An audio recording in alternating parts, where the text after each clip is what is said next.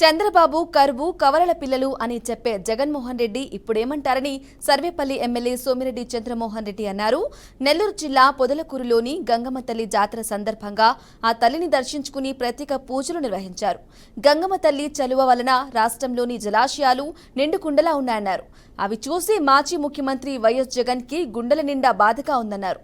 YS Jagan హయాంలో corona విలయ తాండవం చేసిందన్నారు.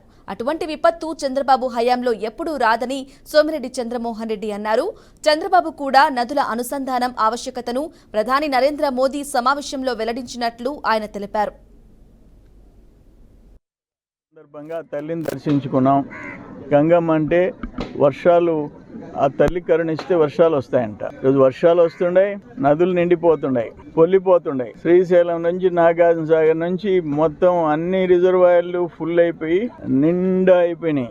రిజర్వాయర్లు నిండా నీళ్లు. పాపం ఆయన జగనన్న గుండెల నిండా బాధ.